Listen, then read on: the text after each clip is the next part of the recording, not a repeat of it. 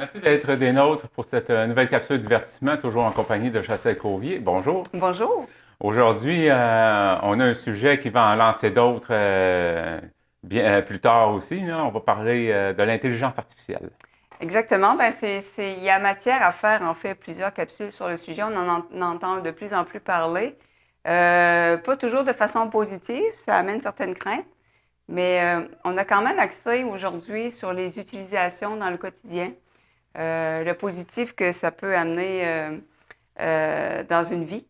Et en fait, c'est quoi l'intelligence? Je peux te laisser aller. C'est quoi l'intelligence artificielle? À part de dire un système informatique là, qu'on peut. En tout cas, la définition, on va te la laisser, là, mais dans le fond, l'intelligence artificielle, c'est ça. C'est pas mal un système informatique là, autonome, ou en tout cas, selon l'autonomie qu'on veut lui donner. Là, il y en a qui sont utilisés comme agents conversationnels, il y en a d'autres, c'est pour faire des tâches vidéo. C'est supposé être pour nous permettre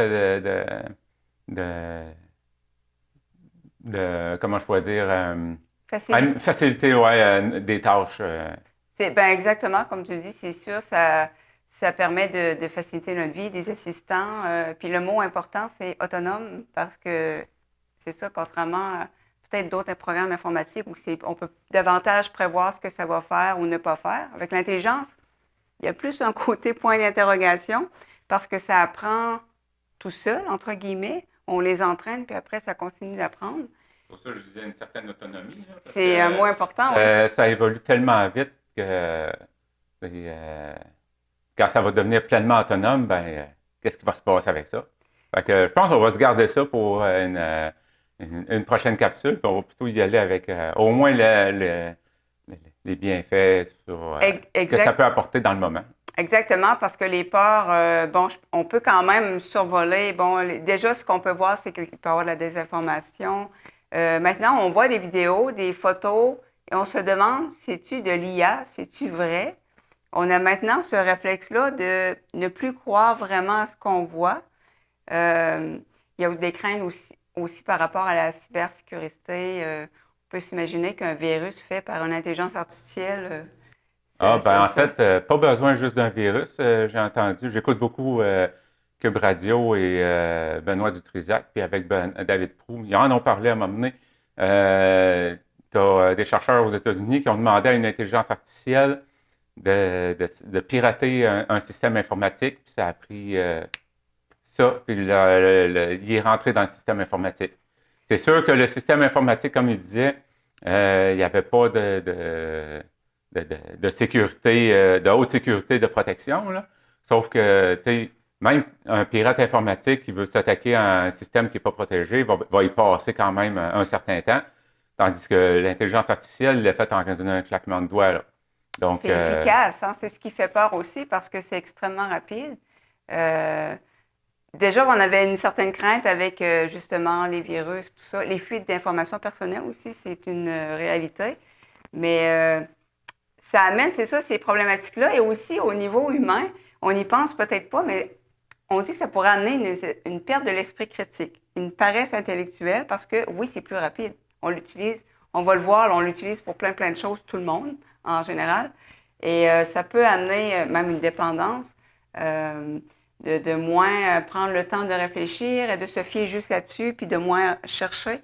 Donc, il y a certains chercheurs qui s'inquiètent de ces risques-là. Mais ça, comme tu le dis, on pourra en faire une capsule vraiment plus approfondie parce que c'est un sujet passionnant. ouais. Il y a aussi les impacts écologiques de l'intelligence artificielle, là. Bien, ça, on en parle souvent parce que, bon, on demande aux gens, oui, c'est bien, mais il faut aussi l'utiliser de façon raisonnable. À un moment donné, il y avait une mode de faire beaucoup de vidéos et de montage photo à partir de l'IA. Mais toute la planète Terre le faisait un peu en même temps sur les réseaux sociaux. Moi, on le voit Et, beaucoup sur Facebook, là. et encore, on a tiré des sonnettes d'alarme parce que c'est pas tellement la personne toute seule qui le fait une fois qui est le problème, mais c'est quand ça devient des modes, des tendances, ben là, ça a un impact immense parce que c'est sûr que l'intelligence en tant que telle, on a besoin de l'entraîner, elle fait beaucoup de calculs, mais après ça, il y a des serveurs, il faut les refroidir, ça prend de l'eau, beaucoup d'eau. C'est quand même intéressant de dire qu'au Québec, on a un avantage avec l'hydroélectricité qui est renouvelable. Puis aussi, il y a quand même beaucoup de serveurs ici, mais ça ne veut pas dire, ça je ne savais pas, que nos demandes sont traitées au Québec. S'il y a beaucoup, beaucoup de demandes, ça peut être traité, par exemple, aux États-Unis, où l'énergie est pas mal moins renouvelable. Donc, c'est quand même des choses à garder en tête. Aussi que les demandes de texte, disons, poser une question à l'IA, c'est beaucoup moins demandant, là, si on parle d'écologie, que faire des vidéos à la chaîne et des photos. Donc, c'est quand même... et même, moi, je m'inquiétais beaucoup de l'utilisation. Je me disais, ouais, je vais éviter. Mais je n'avais pas pensé que déjà, en faisant du streaming, en écoutant des films et des séries, c'est aussi, ça demande au niveau de l'écologie. En fait, on est un peu dans un monde où on n'a un peu pas le choix, finalement, d'avoir un impact écologique. C'est de choisir ses batailles, finalement.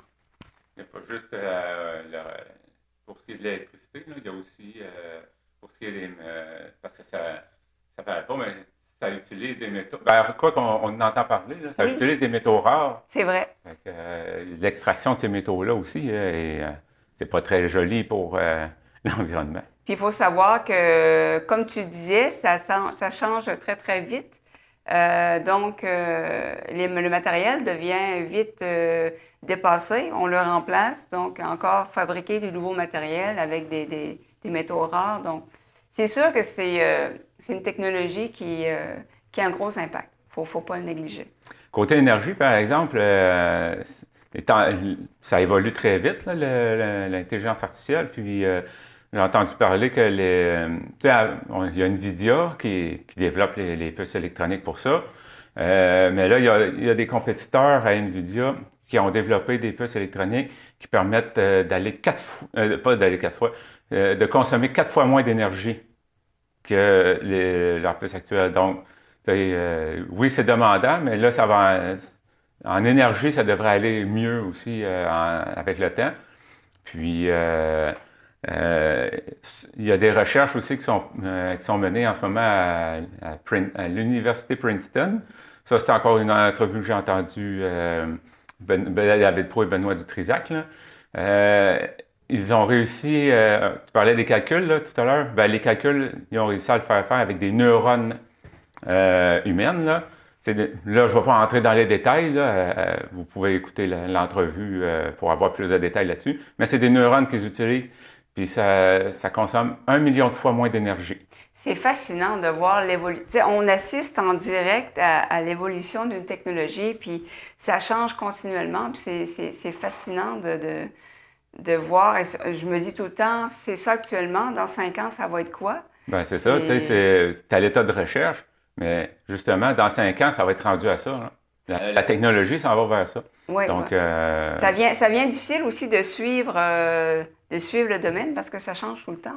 Ben, juste dans le domaine informatique, juste un ordinateur ou même nos cellulaires, la technologie évolue tellement vite que ton téléphone a 2 ans, puis il est déjà dépassé par le nouveau. Là. Exactement. On vit dans un monde où tout devient un peu jetable.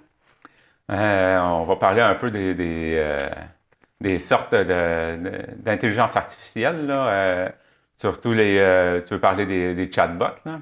Oui, ben en fait, c'est peut-être ce qu'on est plus familier avec, que ce qu'on utilise le plus pour poser des questions. Bon, il y a ChatGPT, évidemment, peut-être un des plus populaires là, qui vient en tête. Bon, sa force, c'est peut-être d'être versatile, ça fait des photos, des vidéos. Donc, ça a beaucoup de fonctions. Ensuite, il y a Gemini qui est lié à Google. Personnellement, c'est lui que j'utilise. Celui-là, ben, sa force, c'est peut-être, ça peut traiter vraiment quand même un gros volume d'informations.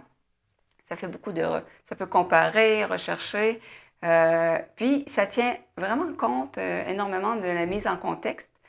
Et il y a Claude aussi, qui est très connu et l'avantage, c'est que c'est moins robotique.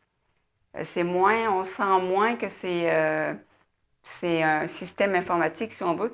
Et sa force, c'est vraiment la vulgarisation, la rédaction et tout ça, les textes plus techniques. Donc, chacun a sa force. Mais à un moment donné, je me suis amusée à les comparer un après l'autre.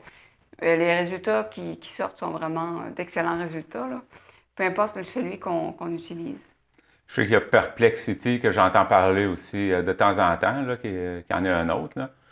Euh, je ne sais pas comment c'est rendu à cette heure, là, mais je sais que juste l'an passé, il y avait des comparaisons qui avaient été faites entre les différents, justement, agents conversationnels. Là, puis, tu en avais que tu avais 70% de bonnes réponses, d'autres c'était 80%. Je ne sais pas à combien ils sont rendus. Je sais que le ChatGPT, c'est quoi? C'est, je pense, vendredi qu'ils ont sorti la version 5.5. Là. Ah, puis à chaque version, les changements, les améliorations, c'est incroyable. Moi, j'ai juste vu comme des images qui ont été faites avec le nouveau ChatGPT, puis c'est incroyable là, ce que ça arrive à faire.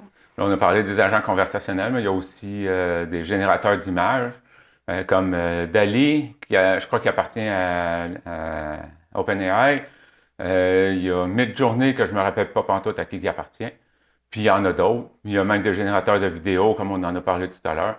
Fait que Il y en a même plus spécialisés. Disons que vous avez des questions plus d'ordre médical, mais il y a quand même des mises en garde qu'on va faire tantôt qui sont spécialisées dans ce domaine-là. Donc, il y a vraiment des spécialisations après ça, là. On va passer à des trucs pour avoir. Parce qu'on va rester avec les agents conversationnels, là, des trucs pour avoir des meilleurs résultats. Oui, bien en fait, j'ai posé la question à Gemini, une intelligence artificielle. Et donc, c'est de poser une question précise, vraiment détaillée, de mettre l'objectif, de mettre le contexte. Par exemple, je prépare une capsule, j'ai cette information, j'aimerais savoir est-ce qu'il y a des nuances, etc. Et il y a plus de chances qu'on ait vraiment une réponse exacte. Et aussi, au niveau écologique, parce que si on fait un dialogue, par exemple, tu poses ta petite question, tu rajoutes du contexte, puis que tu finis plus de faire un dialogue, là, c'est plus l'impact écologique est beaucoup plus grand que de poser une grosse question, puis elle cherche une fois, entre guillemets, ou deux fois. Donc ça, c'est un bon truc. Oui, bien, être précis et avoir beaucoup d'infos, ouais, justement. Ouais. Tu sais, comme par exemple, je sais pas moi, tu veux faire une recette, mettons. Ben, si tu veux modifier quelque chose, tu envoies la recette au complet, tu dis que tu demandes qu'est-ce genre, que tu veux changer, pourquoi tu veux le changer, dans quel but, puis comme ça, ben, au moins si tu dis, si tu fais juste dire, là, la recette, je voudrais changer ça, il va probablement te proposer plein d'affaires, mais si tu lui arrives après ça, tu te dis, ah, mais c'est parce que moi, c'est à cause de telle raison que je veux le changer.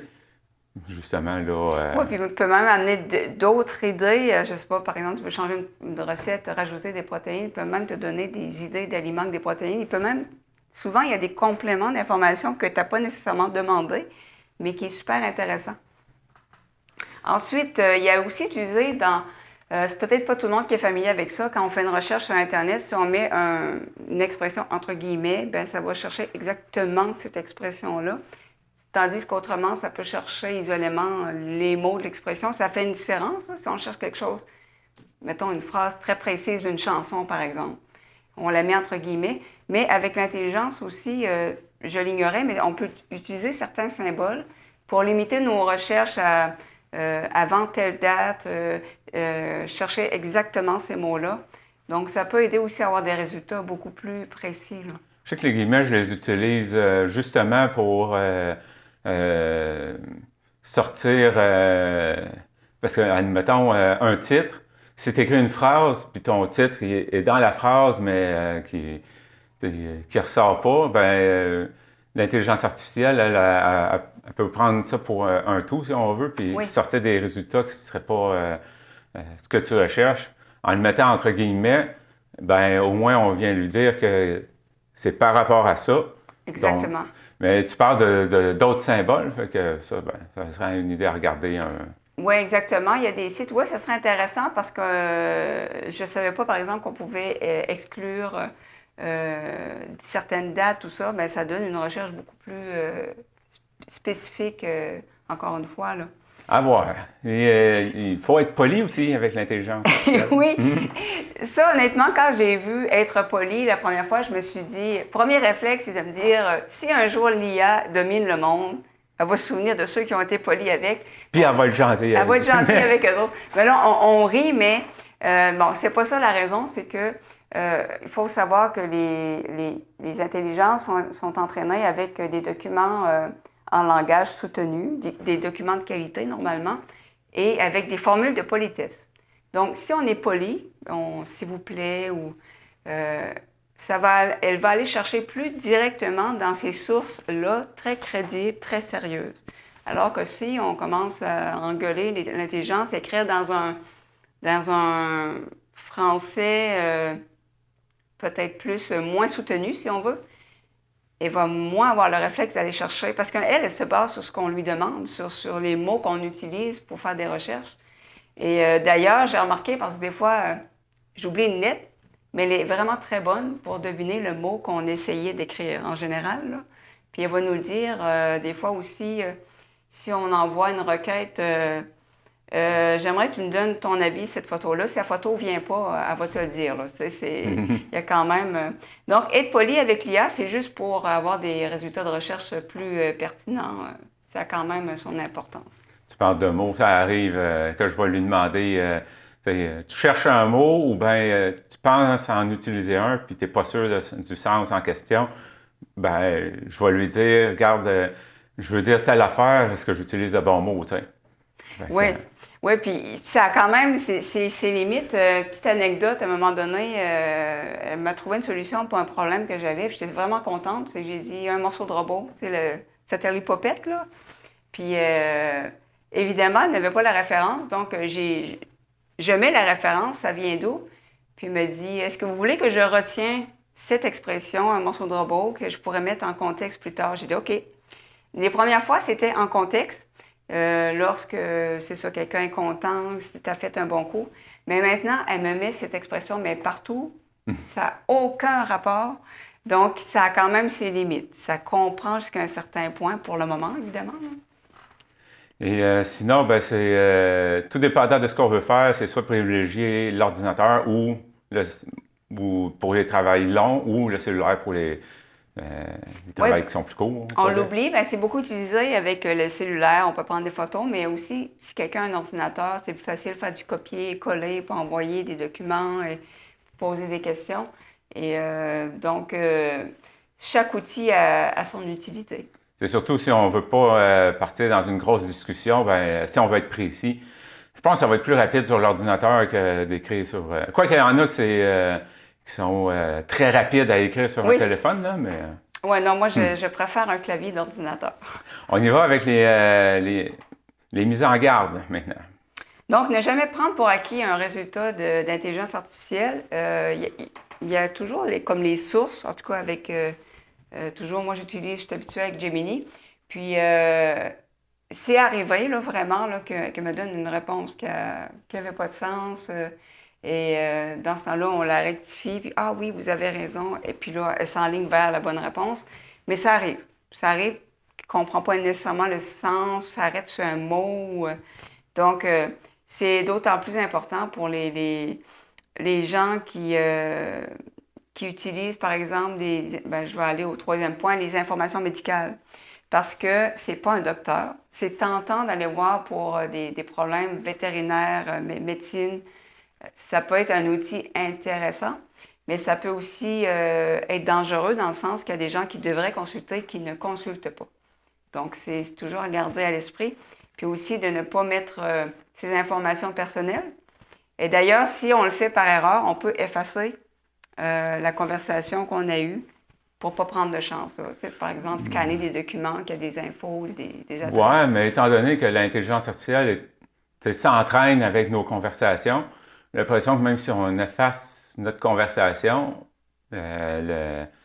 il doit probablement... En tout cas, peut-être que c'est quelque chose à parler plus tard ou à fouiller. Oui, ça serait intéressant. Normalement, c'est anonyme, il s'entraîne, tout ça. Mais j'avais demandé quand même à l'intelligence, puis par honnêteté, il m'avait dit, ouais, c'est mieux de verser les conversations qu'il y a des données, des adresses et tout ça. Juste par précaution. Mais normalement, non, c'est pas supposé sortir. Tu disais de ne pas prendre pour acquis, pour vérité, ce que l'IA génère. J'ai remarqué que, parce que je m'en sers pas mal pour les recettes aussi, là, tu sais, tu vas avoir une conversation sur une recette en particulier, des méthodes de cuisson, tout ça. Puis quand tu dis, bon, ben, OK, mettons pour la cuisson du tofu, telle façon, il te donne une certaine procédure, tu lui poses une autre question, deux, trois questions plus tard, bon, réécris-moi la procédure pour être sûr. Ah, regarde donc ça, il n'a pas écrit ce qu'il t'avait dit avant, comme par exemple, je sais pas moi, mettre un peu d'huile avant de faire telle affaire. Là, tu te dis, ouais, mais tu m'as dit plus haut qu'il fallait que je mette de l'huile avant. Oui, c'est vrai, il faut que tu fasses ça. Donc, tu sais, c'est ta conversation, mais il a l'air à oublier des choses. Ben, oublier. En tout cas, j'ai trouvé ça particulier, comment ça peut marcher des fois. Fait que faut faire attention. Oui, pas prendre pour acquis la vérité, ce qu'il dit pour vérité, mais si c'est une longue conversation, il faut faire attention à ce qu'il dit aussi. Oui, parce qu'il y a des erreurs de logique qui sont peut-être évidentes pour nous. Je me souviens avoir vu une vidéo d'une dame qui faisait une joke, parlait avec l'intelligence, puis disait en gros qu'elle voulait laver son auto. Est-ce que je peux y aller à pied? Puis là, l'intelligence est partie là-dessus. Oui, va à pied. Mais elle a dit, ben là, j'ai pas mon auto, c'est mon auto que je fais laver. Ah, ben oui, c'est vrai. Donc, on peut faire certaines erreurs de logique comme ça. Donc, c'est pour ça de garder. Puis oui, les réponses peuvent varier. Moi, des fois, j'ai posé la même question à des moments différents, puis j'ai pas eu les mêmes réponses. Et selon le ton aussi, si on est inquiet, elle peut nous donner une autre réponse qui est axée sur nous rassurer. Donc, ça dépend. On va passer à des exemples d'utilisation au quotidien. Il y en a beaucoup là-dedans. Le monde, c'est sûr, il le voit, il s'en rend compte, mais il y en a d'autres, ça peut être surprenant. Ben, pas surprenant, mais qu'on n'y pensait pas. Oui, ben bon, on parle des recherches Internet, c'est un peu ce qu'on parle depuis tantôt. Maintenant, on a le réflexe de chercher souvent sur l'IA, au lieu de chercher dans plein de sites et se demander si le site est crédible ou pas. Ce qui est intéressant, justement, comme je disais, il y a les sources. On peut approfondir après nos lectures. Souvent aussi pour vulgariser, disons, un texte qui est complexe, qu'on aimerait avoir un résumé ou simplifié, c'est excellent pour ça aussi, là. Comme par exemple de recherche, ça fait, tu sais, je sais pas moi, on est dans la période d'impôt, ben tu recherches une information, tu peux toujours lui demander, puis s'il te dit, je sais pas moi, ah ça c'est dans telle annexe ou là tu peux aller le chercher après ça, là. Parce que des fois, surtout pour de la documentation plus poussée, là, ben, tu ne veux peut-être pas non plus lire un document de 100 pages. Fait que tu lui dis c'est quoi tu recherches, il va te le dire, puis tu peux toujours aller vérifier après ça. Exactement. Moi, j'ai vérifié pour des documents d'assurance que c'était des choses à lire et long, puis c'est pas un langage que je connais très bien, là, puis m'aider à savoir exactement où l'information était. Donc, ça peut être très utile, là. Puis on peut lui demander de vulgariser aussi. Oui, exactement. Parce que dans des documents juridiques, ben, je dis juridiques, tu sais, ça peut être, il y a des mots qu'on ne comprend pas ça. Fait que tu lui dis, regarde, c'est censé vouloir dire quoi cette partie-là? Oui, parce que des fois, un mot peut changer complètement le sens d'une phrase, donc c'est vraiment une belle utilité. Il y a dans la traduction aussi qu'on peut utiliser ça. Maintenant, c'est très pratique parce qu'on peut traduire en n'importe quelle langue nos textes. On peut le faire avec vraiment des programmes, des sites Internet dédiés, des applications dédiées, où on peut passer par l'intelligence et lui demander, ChatGPT, peux-tu me traduire ça? Puis il va le faire aussi, là. C'est sûr qu'il y a Google qui a son application traduction, Oui. qui est bien pratique. C'est sûr qu'on peut lui demander, puis je le fais des fois, un plan de montage, mettons, quelqu'un, je sais pas, quelqu'un qui est habitué au français, puis il y a des plans des schémas pour du crochet ou du tricot. Passe-le là-dedans, traduis-moi ça, puis il va te le traduire avec les symboles les symboles en français, les expressions en français qui sont relatifs au tricot, au crochet. Il va te les sortir. Fait que, C'est vraiment excellent comme qualité de traduction, là. En tout cas, moi, quand tu sais, je relis là, pour voir, puis je vois pas d'erreur, là. C'est vraiment bon, là. pour la transcription aussi. Ça, Ça, c'est une utilité, là. Donc, ça prend simplement un cellulaire. Je vais vous donner un exemple très concret. Le prêtre du village me demande si je pourrais pas mettre l'horaire des messes, les intentions de prière sur leur page Facebook. Au début, je le fais à la main. C'est très long. Je fais des fois des erreurs dans les noms de famille. Et là, ce que je fais, je prends une photo de l'horaire. Je l'envoie vers Google, Gemini. Je lui dis simplement transcrire tel quel, s'il vous plaît. Elle me transcrit le texte sans aucune erreur. Je fais un copier-coller sur la page Facebook et c'est fait. Donc, ça sauve énormément de temps et on peut faire ça avec n'importe quoi, un texte. Puis là, évidemment, quand c'est un texte dactylographié, je veux dire, elle ne fait pas d'erreur. C'est sûr, si c'est un texte à la main, ben là, ça dépend de l'écriture de la personne, là. Mais c'est vraiment efficace, là. Ça sauve du temps. ouais, je l'essaye pour le fun. Justement, prendre un texte dactylographie, puis tu fais exprès d'avoir des fautes dedans. Voir quand elle va le transcrire, est-ce qu'elle va faire du mot pour mot avec les fautes dedans, ou si elle va me dire, il y a des fautes dans ton texte. Parce que je sais qu'on peut, mettons, lui envoyer un texte, puis lui dire, peux-tu me vérifier les formulations, tout ça. Mais pour un texte comme ça, dactylographié, j'ai Ça envie serait un d'essayer. test intéressant à faire. J'en ai parlé pas mal avec les recettes. Ben ça, je te le laisse parce que moi, honnêtement, je fais pas trop la cuisine. Donc, les utilités, comme tu disais, quand on cherche à modifier. Ouais, ben, comme par exemple, une recette que j'ai voulu modifier, c'est, tu sais, j'aime bien le pain aux bananes, mais c'est pas ça qui est plus riche en protéines, là. Donc, je lui ai envoyé une recette en question, puis je lui ai dit, garde, je voudrais la rendre plus riche en protéines et en fibres pour mes besoins. Ben, il dit quoi remplacer, quoi rajouter aussi. Tu sais, comme par exemple les graines de chia, les graines de lin moulu. Il dit d'en rajouter telle quantité pour pas que ça devienne en tout cas, que ça vienne trop modifier la structure. Puis il va même dire aussi, admettons, je sais pas moi, une recette de sucre à la crème. Ben, tu lui demandes, y a-t-il moyen de rendre ça plus, moins sucré? Non, parce que le sucre fait partie de la structure. C'est ça qui amène la structure au sucre à la crème. Si on vient le remplacer par comme par exemple, je suis à peu près sûr qu'il y en a qui ont essayé de le faire avec le sucre Splenda.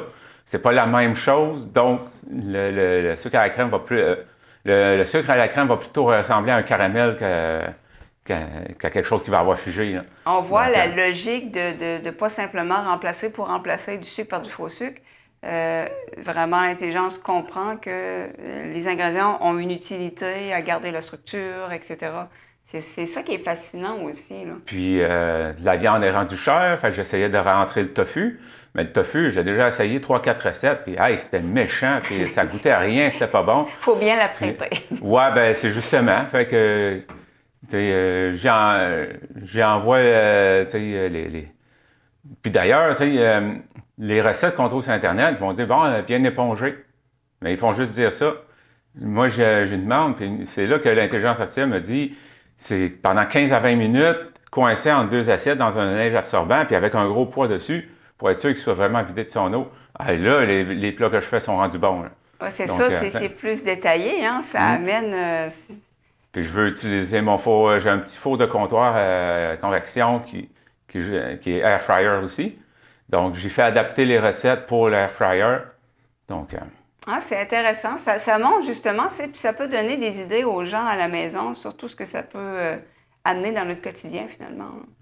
il y a pour les achats aussi qu'on peut s'en servir. Achat, ça, honnêtement, j'ai découvert récemment, à un moment donné, moi, j'ai toujours des dilemmes. Je vais acheter un truc, j'essaie d'acheter local, mais des fois, on peut pas. Donc, puis, j'ai des dilemmes, OK, je suis mieux avec ça ou ça. C'est que si vous avez ce genre de dilemme-là, ou à un moment donné, je voulais m'acheter un type de Rubik's Cube, puis j'hésitais entre 2-3 modèles. Puis j'ai demandé, compare-moi, puis il me disait, OK, celui-là, si tu priorises la vitesse, celui-là, si tu priorises l'esthétique, etc. Donc, c'est extrêmement intéressant. Et récemment, j'ai comparé, je voulais m'acheter une petite bibliothèque pour le bureau. Mais j'ai des chats et j'avais peur qu'en sautant sur la bibliothèque, il la fasse tomber, qu'il se blesse, peu importe. Elle me comparait les bibliothèques par le poids qui peut être supporté pour un chat. J'ai donné le poids, mais c'est quand même des gros chats. Et c'est vraiment fascinant. Elle m'a même dit, j'ai pris une photo là, où je voulais le mettre. Vous avez une fenêtre, ça serait plus beau de la prendre de telle couleur, ça s'harmonise davantage. J'ai dit, oh mon Dieu, c'est vraiment. Des fois, c'était peurant, là. Et, mais elle avait raison dans ses comparaisons. Puis, sur le site Internet, il n'y avait pas d'endroit où c'était indiqué le poids. Et je lui ai dit, mais tu le trouves où, le fameux poids maximum? J'ai été dans les notices du fabricant, j'ai retrouvé le fabricant. C'est quand même incroyable là, qu'on peut arriver à faire ça. Là. Il y a aussi, si mettons, on se cherche une nouvelle voiture, ben, on peut lui dire, regarde, moi je recherche un VUS, je suis intéressé par, mettons, le Mitsubishi RVR, le Kia Seltos, tu lui donnes les différents modèles, puis fais-moi une comparaison de ça. Fait que, au lieu que toi, tu dois aller sur chacun des sites web ou aller voir sur des sites de revues automobiles ou il va te sortir une comparaison. Donc, c'est intéressant, puis ça peut même aussi suggérer des achats complémentaires. On voit ça sur certains sites, on fait un achat, puis il dit les gens qui ont acheté ceci achètent aussi ceci, puis souvent c'est comme quelque chose de complémentaire qui va avec une autre partie. Donc, ça peut faire beaucoup de suggestions. Puis si vous avez un agent conversationnel qui retient un peu vos infos personnelles, il peut se souvenir, moi par exemple, il se souvenait d'une conversation sur le lupus. Faites attention quand vous allez vider votre ancienne bibliothèque, ne forcez pas trop, vous avez le lupus. Et c'est assez, c'est fascinant. Là. Ben, en fait, justement, tu parles il tient compte de ton lupus. Moi, ben, étant donné que j'ai déjà parlé de la chirurgie que j'ai eue, ben, toutes les réponses, toutes les conversations futures que je peux avoir avec en rapport qui peut toucher de près ou de loin à ma chirurgie, ben il en tient compte. Là. C'est intéressant. C'est ça aussi là, ça amène, bon, on va le voir un peu plus loin, ça amène des très bons côtés, là, c'est le fait qu'ils nous connaissent bien, mais on va voir plus loin que ça peut amener certaines situations aussi. Les suggestions de contenu selon nos goûts, puis ça aussi, j'utilise pas mal, là, surtout côté musical. Là. Ben là, on le voit avec, tout le monde connaît Spotify, Netflix, évidemment, on se met à écouter des films. Moi, j'écoute beaucoup de policiers, donc il n'arrête pas de me suggérer à chaque fois qu'une série policière sort, il me la met en suggestion. Au niveau musical aussi, des fois j'aime des groupes peut-être moins connus, puis j'aimerais découvrir quelque chose qui est dans le même style. C'est pas évident. Tandis que là, ben, ils savent que ceux qui écoutent le même style que moi écoutent aussi ceci. Donc, il y a des chances que vous aimez ceci. Puis souvent, c'est vraiment dans le mille, honnêtement. Ça tombe vraiment dans les goûts, puis aussi au niveau des films et des séries, comme je le disais. Là. On pense que vous pourriez aimer. Souvent, c'est la phrase. Puis honnêtement, généralement, oui, ça tombe dans mes goûts. C'est un peu comme, par exemple, je sais pas moi, je découvre les concertos pour piano qui sont rythmés. Ah ben, les pièces à l'orgue comme Bach avec la toccata. Peux-tu me suggérer d'autres pièces musicales dans ce genre-là? Donc, ça permet de découvrir d'autres compositeurs. Si c'est dans le rock, puis on va avoir du style comme on vient d'entendre, il va suggérer aussi.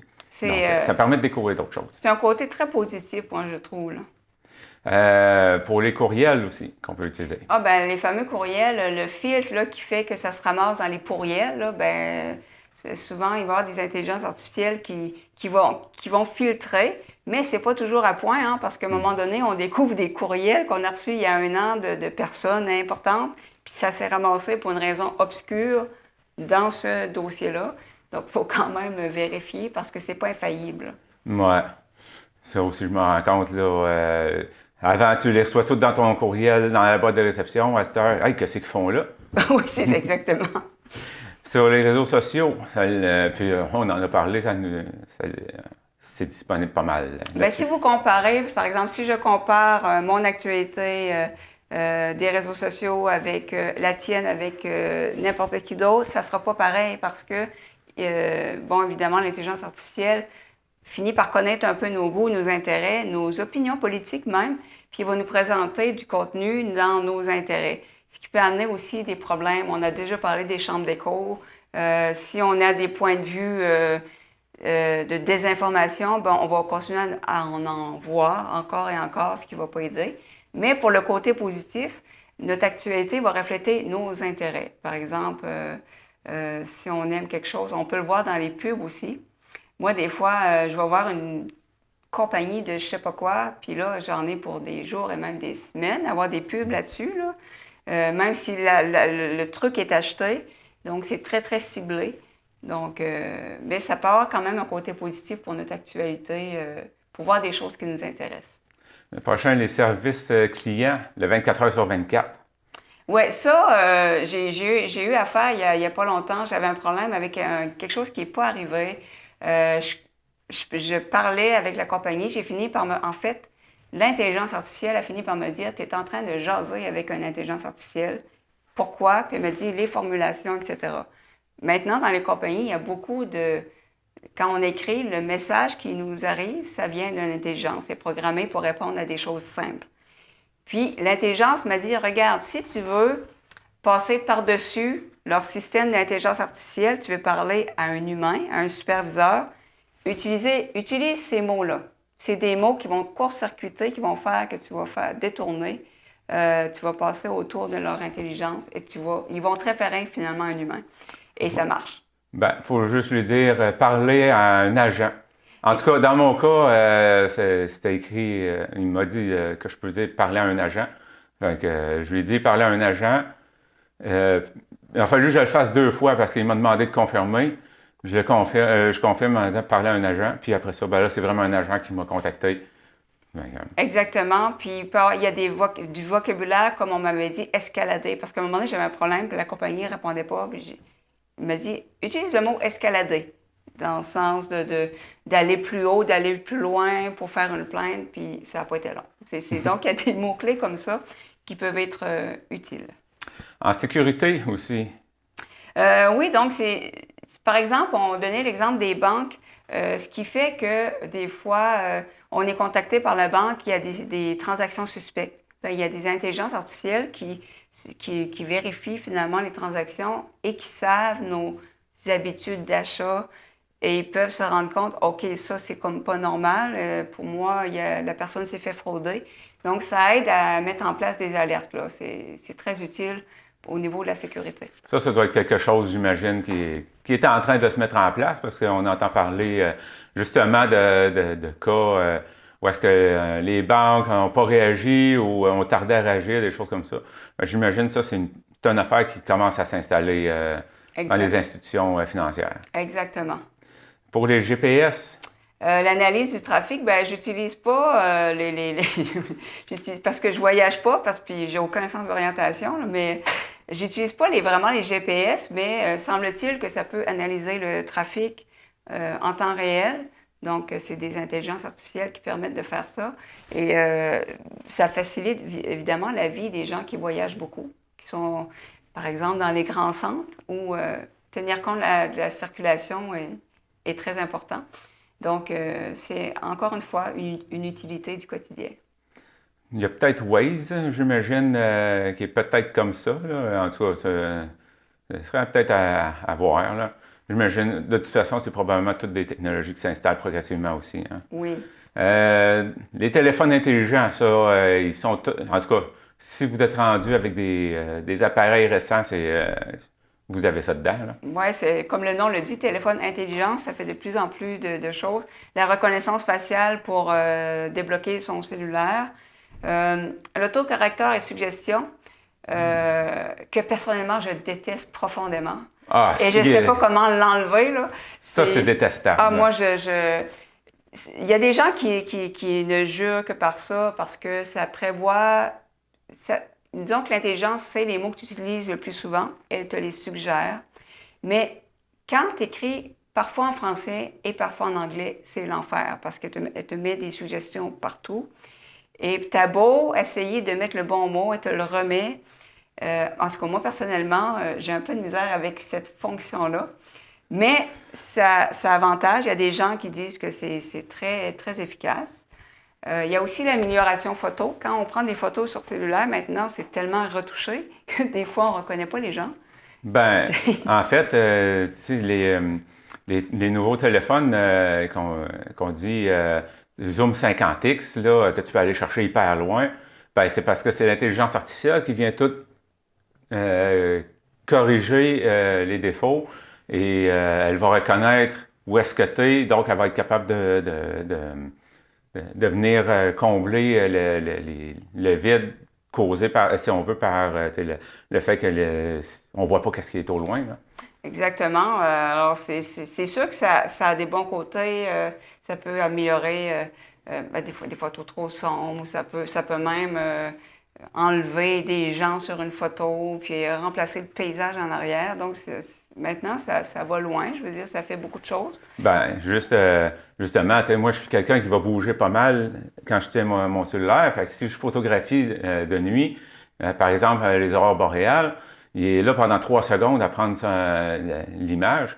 Ben, maintenant, avec les nouveaux, quand même que tu bouges, jusqu'à un certain point, là, mais je veux dire, même si tu bouges, elle va être capable de te faire une photo hyper claire, même si tu as bougé. Hein. Exactement. Donc, c'est quand même une belle amélioration quand c'est bien utilisé. Là. Pour revenir sur l'autocorrecteur, là, des fois, même si le mot est correct, elle ne le reconnaît pas. Puis si tu ne fais pas attention, elle va le changer. C'est pour ça que des fois, on reçoit des messages un peu bizarres de nos amis, et puis à un moment donné, il y a un mot, tu dis OK.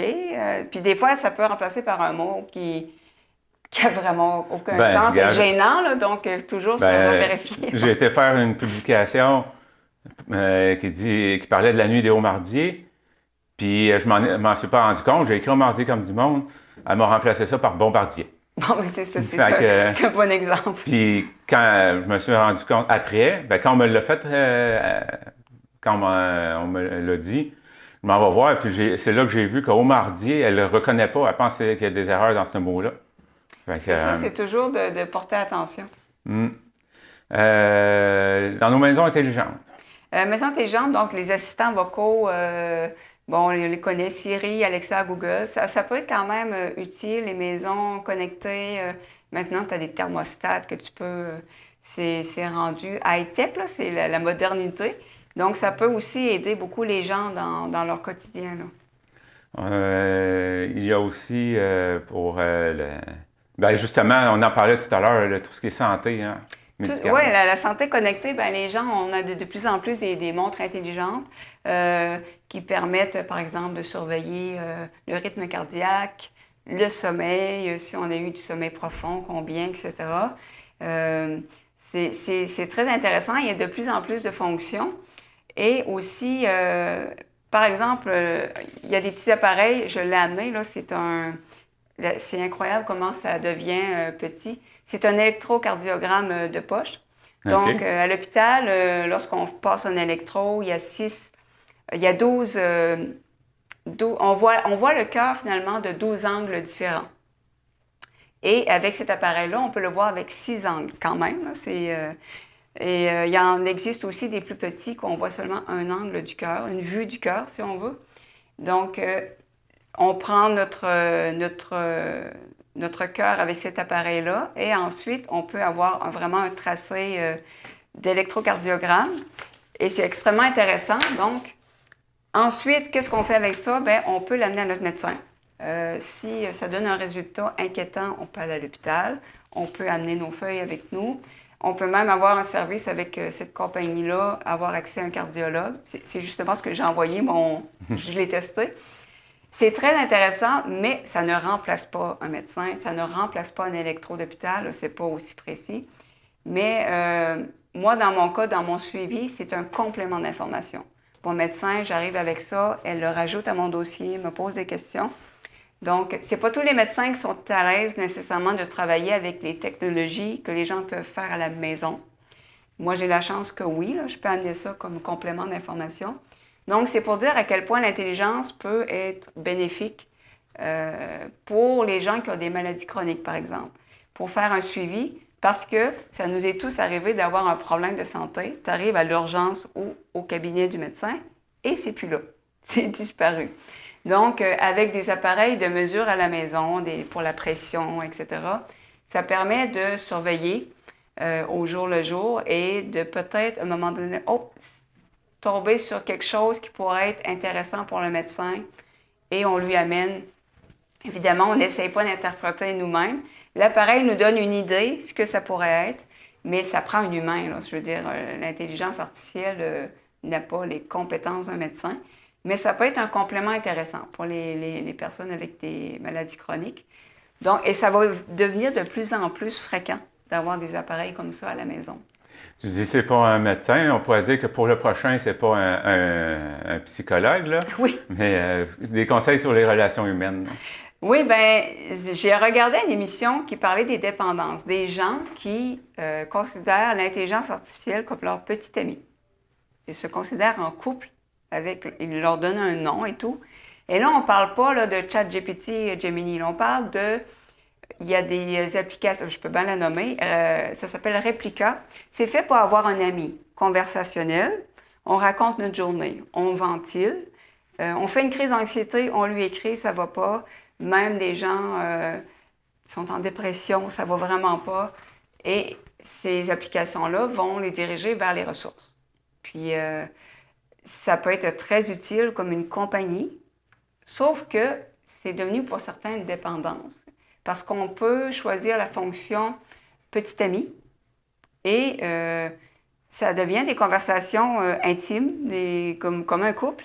J'ai jamais essayé. Moi, j'ai essayé la fonction ami pour voir comment, puis c'est intéressant, vraiment, pour la solitude. Mais il y a des gens qui développent des dépendances et ça devient... qui perdent contact avec la réalité, si on veut. Donc, ça peut être très intéressant pour les gens qui ont besoin de parler, qui ont besoin qui font des crises d'anxiété à 3 heures du matin, puis c'est pas évident d'avoir un psychologue, mais ça ne remplace pas un psychologue. Ça peut être un complément. C'est un peu comme les appareils, c'est un complément, mais il ne faut jamais que ça remplace, parce qu'il y a des gens qui se mettent en danger, parce qu'ils utilisent l'intelligence au lieu, ou des petits appareils au lieu de consulter. Donc, il ne faut jamais que ça remplace une consultation ou un professionnel. Mais à l'émission, c'est un psychologue ou un psychiatre qui parlait, qui disait que pour lui, il voyait ça d'un bon œil, bien utilisé. Ça combat vraiment la solitude aussi pour les personnes âgées. Ça ne juge pas. Moi, j'ai testé les 3 agents conversationnels les plus populaires.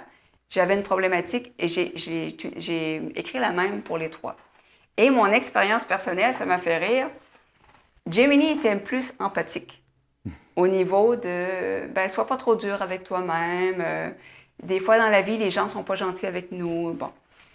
Et les 2 autres agents conversationnels étaient très utiles, mais beaucoup plus dans le brasser, genre, là, arrête-toi pas là-dessus. Fait que moi, à l'avenir, je sais que je vais plus aller avec Gemini parce que je préfère une approche plus douce, plus empathique. Alors, les agents conversationnels ont chacun leur style. Puis ça dépend des gens, ça dépend de ce qu'on cherche. Tu dis combattre la solitude. Il y a justement quelque chose qui a été mis en place dans un... je ne sais plus si c'est un CHSLD ou une résidence pour personnes âgées, mais parce que justement, les personnes âgées ne recevaient pas de visite, il y avait un téléphone qui avait été installé, puis la personne âgée pouvait parler au téléphone, c'était une intelligence artificielle. Puis ils pouvaient avoir des bonnes conversations comme ça. Fait que justement, ça venait combler un manque dans leur vie.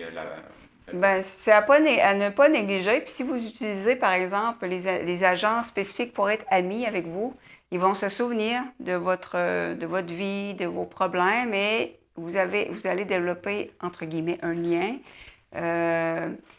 Quand c'est bien utilisé, là, c'est sûr que ça peut faire, ça peut amener, on disait, autant de bienfaits qu'une amitié pour des personnes qui sont seules, mais il faut juste pas se dire, OK, la vie, c'est ça, puis arrêter de sortir, d'aller voir ses amis, sa famille. C'est un complément. Il faut toujours le voir comme un complément, que ce soit pour la santé, au niveau psychologique. Mais il y a beaucoup de négatifs qui circulent, mais moi, je pense qu'il ne faut pas se priver, mais juste bien l'utiliser, là. Ouais. Fait que c'est ça qui conclut l'émission et l'émission conclut la saison. Donc, je te laisse le mot de la fin. Ben, merci à toi, Télé Rocher Percé. Merci aux gens à la maison qui nous suivent, aux gens sur Internet qui nous suivent.